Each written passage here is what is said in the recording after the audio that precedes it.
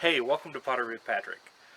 We're here on the Misty Mountain, and boy, it is just a lovely autumn day. We get a lot of days like this where it's very foggy and very overcast, and you can just feel autumn coming into play. Today, we're going to work on something a little different. I think you'll enjoy it. But for now, I'm going to enjoy my coffee.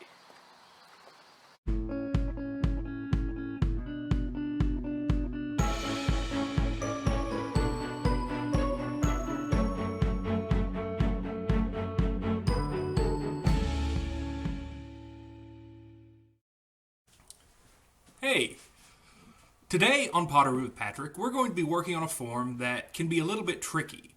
We're going to be making teapots. Now, the thing that makes teapots tricky is that they have a lot of different parts, and all the parts have to go together. The way we're going to get those to go together is we're going to sculpt it, right? So our teapot form is going to have a sculpted aspect that's going to tie it all together, right? I've got some examples to show you. Check it out. Here's one of mine that I really like. I made a long time ago. It's a little snake teapot, right? And you can see he's got all the little scales and everything. He comes together, and he looks like he's supposed to be all part of one thing. This one is probably one of my absolute favorites, and it's probably I'm going to make something to go with it. Is this little guy? Check him out. It's a little Stegosaurus teapot, right? It's got a little round belly, a little spout. It's got a lid, right? Some pudgy little feet. Love this guy. So that's what we're going to work on today. We're going to make sculpted teapots. To start off with this form, I'm going to be making a pinch pot. I'm going to start with about a pound of clay, and I'm just going to pinch it out until my walls are nice and even and thin. You don't have to use a pinch pot. If the form you want to do is better squared, then use a slab. You could use a coil if you're doing something that's sort of elongated. Well, what I'm doing is going to be kind of round and bulbous, so a pinch pot is just perfect for that. I'm going to take very good care to make sure that the walls are nice and even, and also very, very thin.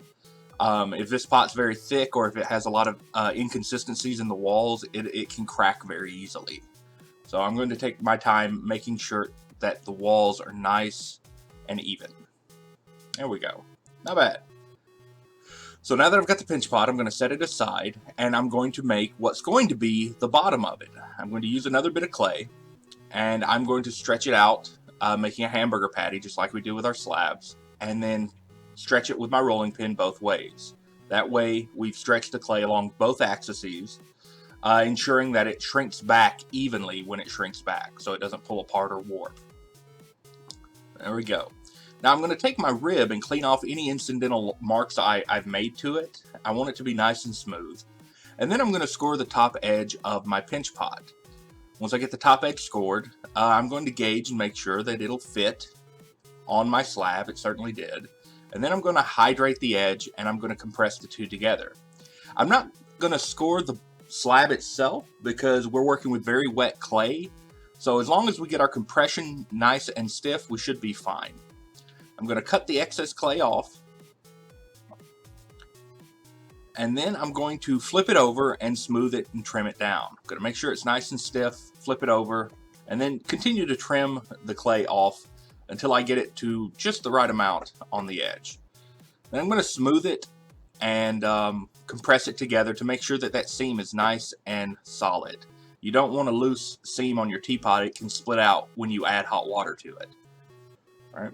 Now what's neat is at this point I've trapped air in there, so I can actually be a little bit more aggressive with it and not have to worry about it falling down. So I can pat it and whap it pretty well. And then I'm just going to take a little water and I'm going to clean up the seam where I've joined the two pieces. And basically I'm going to end up with a hollow ball of clay. That's where we're going to start. That's going to be our jumping off point. After that, I'm going to make my parts and cut my lid. But once you get it to this stage, you want to let it set up just a little bit so you can come back to it and work it a little later.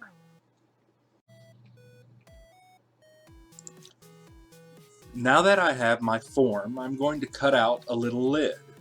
I'm cutting it out on the bottom of what was the pinch pot.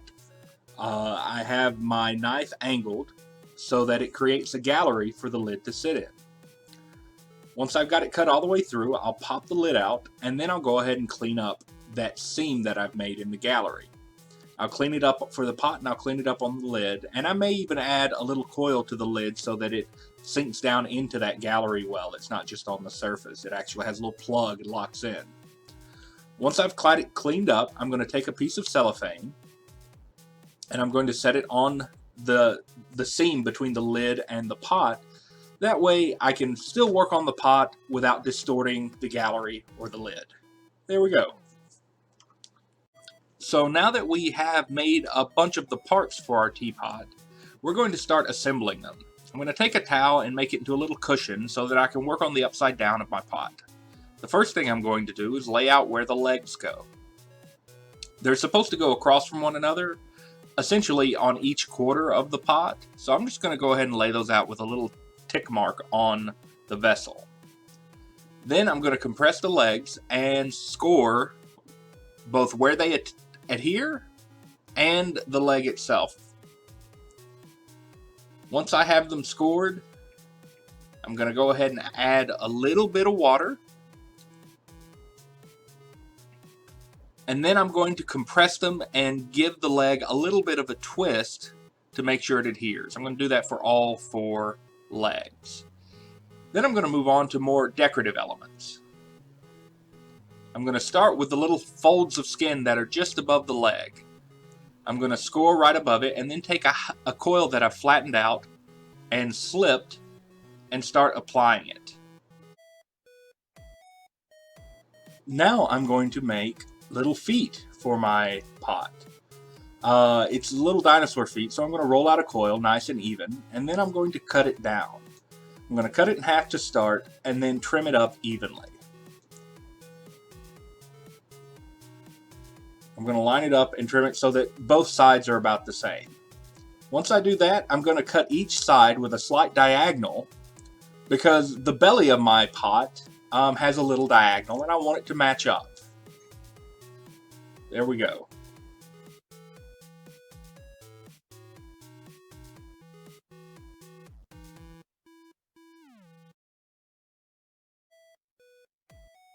So now that we have our mesh done, we're going to go ahead and score where it inserts back into the body between the body and the spout. We're going to score it, and then we're going to slip it, and then we're going to compress and press our mesh in there. Now you don't want to press into the mesh. That's fun to say, press the mesh. You actually want to press around the edges. That will ensure that it adheres and keep your mesh from busting open. Once it's adhered, you're going to go ahead and trim the excess clay off from around the outside edge and smooth that line into place. Be sure to take your time on this. The more time you invest into doing this properly, the better result you're going to get. Now that we have that done, we're going to go ahead and score that area again and get ready to attach the spout.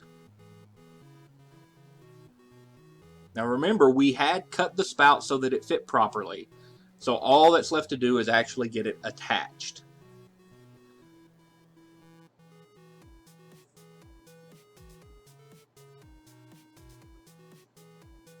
Now I always encourage you when you make your spout to go ahead and make a few extra. Just that way you can practice a little bit and you can pick the best one. That's what I did. I picked the best spout that I made. Now I'm just going to adhere it to the wall and smooth it out, supporting from the inside and making sure that the spout has a nice seamless appearance. Now once I have the spout adhered, it's time to think about the other parts of the pot.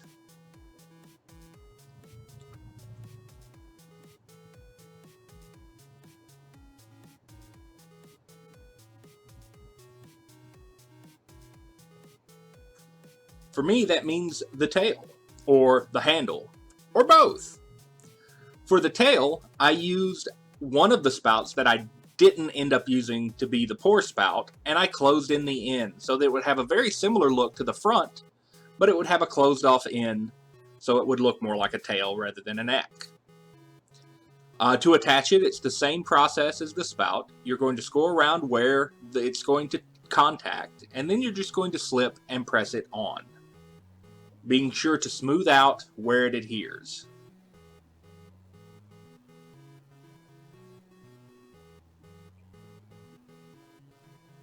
I'm going to pull it up here a little bit so I can get a good grip on it. Now, because our handle is hollow, if we were to leave it like this, it would actually explode when we put it in the kiln. The air inside the handle would pop and it would expand. So we're going to give it a breathe hole. I like to put the breathe hole at the base of the handle. There we go. And there we go. I've taken a little time to sculpt some plates for the back of the Stegosaurus pot, and went ahead and sculpted a little pour spout for the mouth. You can see the lid, because of the way that we've done it with the cellophane, fits nicely. Although I did not put the thagomizer on the tail, that would have made it really hard to grip. Oh, so remember, depending on the form that you choose, you may end up doing it a slightly different, but there you go, a sculpted teapot.